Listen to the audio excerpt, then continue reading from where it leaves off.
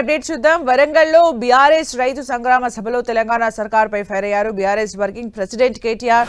రైతు డిక్లరేషన్ పేరుతో అన్నదాతల్ని కాంగ్రెస్ మోసం చేసిందని ఆరోపించారు. డిక్లరేషన్ లో గ్యారంటీ కార్డుల పేరుతో కాంగ్రెస్ నేతలు అబద్ధాలు చెప్పారని, 100 రోజుల్లో హామీలు అమలు చేస్తామని మోసం చేశారని విమర్శించారు. ఎకరానికి 15,000 రూపాయల రైతు భరోసా వస్తుందా, 2 లక్షల రూపాయల రుణమాఫీ జరిగిందా అని, పంటల్ని కొనుగోలు చేస్తున్నారా, అసైన్డ్ భూములకు పట్టాలిచ్చారా, 2.5 ఏళ్లలో ఒక్క హామీ అయినా అమలు చేశారా అని రైతులను కేటీఆర్ ప్రశ్నించారు.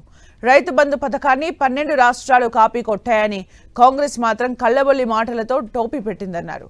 రైతు డిక్లరేషన్లో 34 హామీలు ఇచ్చి మోసం చేశారని, రైతు డిక్లరేషన్లో ఇచ్చిన హామీల్లో ఒక్కటి కూడా అమలు కాలేదన్నారు కేటీఆర్. కాంగ్రెస్ కుట్రలు తెలిసి కూడా రైతులు మళ్లీ మోసపోయారన్నారు.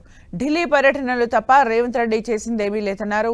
రేవంత్ రెగ్యులర్ సీఎం కాదు, రెన్యువల్ సీఎం అని కేటీఆర్ ఎద్దేవా చేశారు. ఒక్క ఊరిలో ఆయన 100% రుణమాఫీ అయ్యిందా అని కేటీఆర్ ప్రశ్నించారు. ఒకవేళ నిరూపిస్తే తాను రాజకీయ సన్యాసం తీసుకుంటానని చెప్పారు. దీనిపై సీఎం రేవంత్ రెడ్డితో పాటు కాంగ్రెస్ నేతలకు బహిరంగ సవాల్ విసురుతున్నానని, దమ్ముంటే తన సవాల్ను స్వీకరించాలన్నారు మాజీ మంత్రి కేటీఆర్.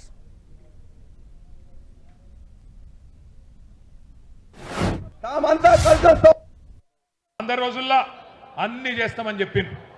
బుద్ధిమంతులు అనుకొని చెప్పి మీరేమో సద్దులు కట్టిండ్రు. వాళ్ళేమో గద్ద మీద కూర్చున్నారు. 100 రోజులు పోయినాయి. ఇవాళ 900 రోజులు దగ్గరకు వచ్చింది. 2.5 ఏళ్ళు అయిపోయింది. ఏమైందిరా అయ్యా రైతు డిక్లరేషన్ అంటే? ఇవాళ లేదు, ఉప్పురాయి లేదు, ఎక్కడ సడి లేదు, సప్పుడు లేదు. ఎన్నికలకు ముందేమో వరాల వాన కురిపించిండ్రు.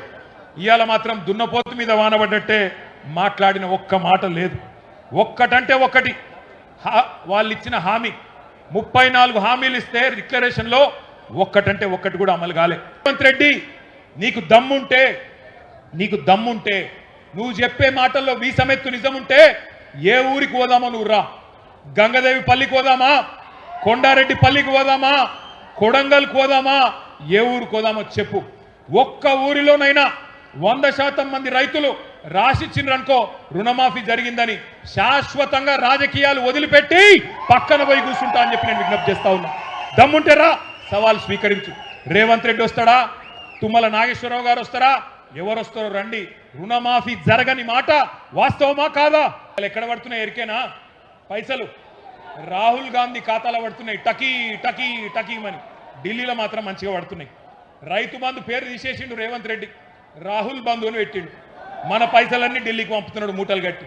ఎందుకంటే రేవంత్ రెడ్డి రెగ్యులర్ సీఎం కాదు, రెన్యువల్ సీఎం.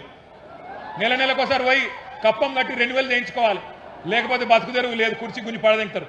అందుకే భయం.